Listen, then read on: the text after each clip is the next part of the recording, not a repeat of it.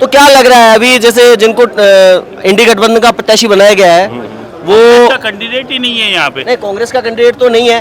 क्या क्या लगता है कांग्रेस ने ये जो सरेंडर किया है एक तरह से वो क्यों किया है? अच्छा, एक बात मैं आपसे ये पूछना चाहूंगा कि हर चुनाव में जातिगत समीकरण बड़े मायने रखते हैं। यहाँ के चुनाव में जातिगत समीकरण का क्या कैलकुलेशन? अच्छा, ये 3 मुख्यमंत्री भी बनाए हैं और अप्रत्याशित नाम निकाल के लेके आए और नाम कह रहे हैं साहब पर्ची मुख्यमंत्री, ऐसे शब्दों का उपयोग किया गया है।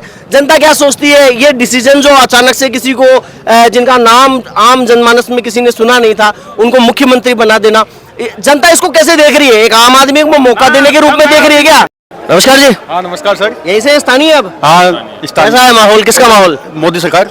मोदी सरकार उन्हें एक बार 101%। तीसरी बार है। बाबा जी तीसरी बार है। तीसरी बार। ऐसे कौन कौन से आप काम देख रहे हैं जिनकी वजह से बाबा जी रिटर्न कर रहे हैं? काम क्या, देश का माहौल ही बदल गया ना। तो राहुल गांधी जी तो कह रहे हैं इस बार तो काम गड़बड़ कर देंगे हम। ये राहुल गांधी इन्हीं का प्रचार कर रहे हैं कि बीजेपी का आगे बढ़ाओ। वो कुछ नहीं काम कर रहा, वो पप्पू है हकीकत में। अमेठी की सीट छोड़ के दूसरे चुनाव लड़ रहा है। राहुल गांधी तो खुद अमेठी की सीट छोड़ के दूसरे के चुनाव लड़ रहे हैं और जो चुनाव लड़ रहे हैं और जो राजस्थान के अंदर लोगों ने कहीं ने तो मैदान ही छोड़ दिया। दूसरी बात जिनको टिकट दी वो बोल रहे हैं कि यार मेरी तो चुनाव लड़ने की इच्छा ही नहीं थी, मुझे जबरदस्ती थोपी गई। इससे क्या अंदाजा लगा सकते हो? आप ये कहना चाह रहे हैं भाई डूबती नैया को सब छोड़ के भाग रहे हैं? सब छोड़ रहे हैं, आपके सामने ही। ये तो कांग्रेस में इतने छेद हो गए कोई बचा ही नहीं सकता ना। समुद्र के अंदर नाव है और उसमें छेद 150 है। अच्छा, सीकर में कितना बड़ा छेद है? सीकर में तो कांग्रेस का तो वैसे हरा ही नहीं कुछ। बाबा 5 लाख से जीते। शायद आजादी के बाद पहली बार ऐसा हुआ होगा कि सीकर लोकसभा क्षेत्र के अंदर कांग्रेस चुनाव लड़ रही है। लगातार होता आ रहा है 10। नहीं हो तो रहा है, लेकिन कांग्रेस चुनाव नहीं लड़ी। पिछली बार तो कांग्रेस के सिंबल पे प्रत्याशी था। शायद पहली बार हुआ ऐसा। हाँ पहली बार हुआ। खत्म हो गई इस बार, यहाँ से कांग्रेस खत्म हो गई है। कांग्रेस खत्म हो गई। हाँ। तो आपको क्या लगता है ये 25 सीटें राजस्थान की है, उसमें से एक सीट ये निकल के ऐसी आ रही है जहाँ पे मार्क्सवादी कम्युनिस्ट पार्टी की राजस्थान में एक भी सीट नहीं आएगी कांग्रेस की। बीजेपी की पूरा 25 का कमल का फूल देंगे अमित शाह जी को इनाम में। दोनों में कांग्रेस के विजय डोला जीतेंगे। अच्छा। पक्का है। ओमकांत चौधरी हारेगा। मोदी जी को वोट मिलेगा, किसी को वोट नहीं मिल रहा है। मोदी है, सब कुछ है, मुमकिन है। मोदी है तो मुमकिन है। अभी कुछ लोग ऐसे दावा कर रहे थे 451, 551, 400 पार का नारा है, मतलब दावा और भी भारी करते जा रहे हैं। हाँ जी भाई साहब, आपका शुभ नाम? मुकेश पारेख। कहाँ से है? बस यहीं से सीकर से। स्थानीय है? हाँ जी हाँ। किसका माहौल इस बार?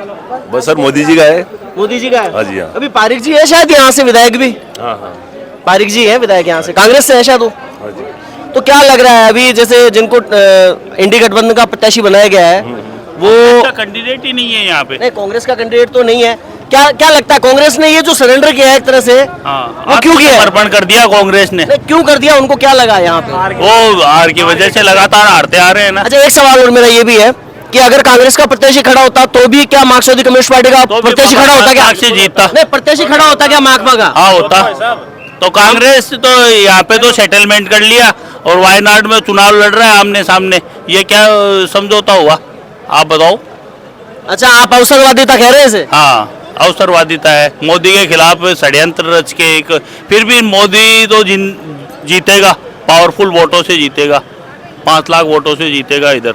अच्छा, पिछली बार का रिकॉर्ड टूट जाएगा? हाँ टूटेगा, पहली बार टूट जाएगा, बिल्कुल टूटेगा। आपका शुभ नाम?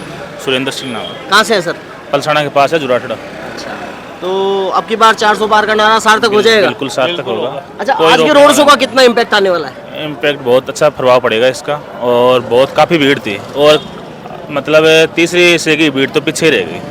अच्छा, पीछे रह गई। हाँ। अच्छा, एक बात मैं आपसे ये पूछना चाहूँगा कि हर चुनाव में जातिगत समीकरण बड़े मायने रखते हैं।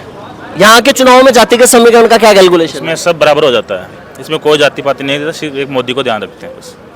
अच्छा, आपको लग रहा है मोदी लहर तीसरी बार काम कर जाएगी? हिंदू सब एक है। और कांग्रेस तो हर बार ऐसे बोलते हैं अब की बार 12 सीट कांग्रेस की आएगी, 13 आएगी, लेकिन जब रिजल्ट आएगा ना तो 25 की 25 इसके खाते में जाएगी मोदी। डोटासरा जी भी लड़ सकते थे, गृह जिला है उनका। डोटासरा लड़ते तो अच्छी तरह से हारते, बुरी तरह से। कोई नहीं कूदना चाहता। राहुल जी ये बताइए कि आप क्या करें? डोटासरा जी वो इसलिए जयपुर में कोई कैंडिडेट नहीं है इसके साथ। तो जयपुर में तो नहीं लड़े? डोटासरा जी जयपुर से भी तो नहीं लड़े? नहीं, जयपुर से ले लेना, लेकिन उसमें जयपुर में आदमी चाहिए ना, वो दिल्ली चला जाए। जयपुर में कौन है संभालने वाला कांग्रेस को? तो यहाँ पे गहलोत जी हैं, सीपी जोशी जी हैं। वो नहीं है, इसलिए नहीं लड़ा। अच्छा, डोटासरा जी हैं बड़े नेता कांग्रेस के, इसलिए उन्होंने यहाँ से नहीं लड़ा। भाई वहाँ ये सेंटर में चले जाएंगे तो कौन पूछेगा? चुनाव में पैसा लगेगा, इतना कमाया हुआ पैसा खर्चा हो जाएगा, फिर गवर्नमेंट आएगी नहीं राजस्थान में दोबारा, फिर कहाँ से कमाएंगे पैसा।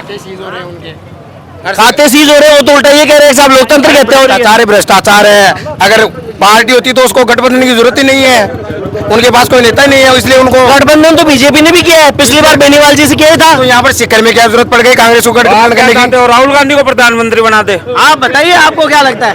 उसको कोई जानता तो है नहीं, उसको कोई जानता ही नहीं है। राहुल गांधी को चेहरा है कोई? 2 साल के बच्चे को पूछो कि प्रधानमंत्री कौन है, मोदी है। और 2 साल वाले बच्चे को बोलो राहुल गांधी कौन है, क्या पप्पू है। तो उसे प्रधानमंत्री थोड़ी बनाएंगे। कॉमरेड को जो वोट देंगे ना, उनकी बहुत बड़ी मूर्खता है, क्योंकि अगर एक सीट आ भी जाए तो क्या फर्क पड़ने वाला है उससे, कोई विकास नहीं होगा। इससे अच्छा तो ये है सब मिलजुल के मोदी को वोट दो और जीतो। हमारा राम जी दौद पंचायत से बाहर नहीं जाएंगे, वो रहेंगे दौद में, चाहे वो गठबंधन से कर ले चाहे कैसे कर ले, उनका गांव में मन लगता है और वो गांव में रहेंगे। तो मतलब दो वाले भी ये चाहते हैं कि यही रह जाए। हम दौद पंचायत समिति में आते हैं, तो हम दौद पंचायत समिति में आते हैं, लेकिन जीतेंगे सुबेहान सरस्वती और जीतेगा मोदी जी 450 मोदी जी भी आगे 400 उतारे, हम 450 उतारे हैं। वोट भी कोई सुबेदानंद सरस्वती को नहीं दे रहा है, मोदी को वोट दे रहा है।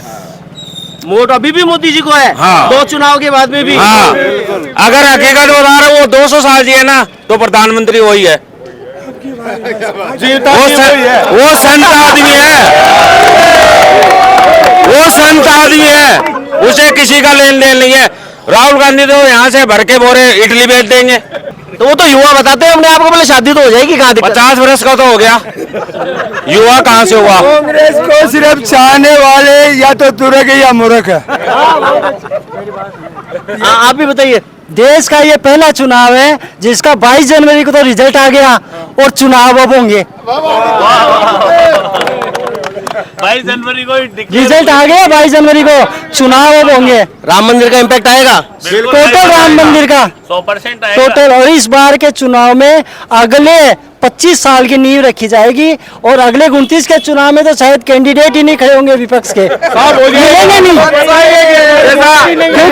क्योंकि किसी पार्टी में कोई नेता बचेगा ही नहीं। मैंने मोदी जी ने क्या बोला था? क्या एक मिनट आप कह रहे हैं भाई पार्टी में कोई नेता बचेगा नहीं? अभी नेताओं का आना जाना चालू है। अभी देखो टोडा साहजी नाथी के बारे में घुस गए, जो आरएसएस को बिल में घुसाने वाले थे, खुद नाथी के बारे में छुप कर बैठ गए, उनकी औकात ही नहीं है लड़ने की।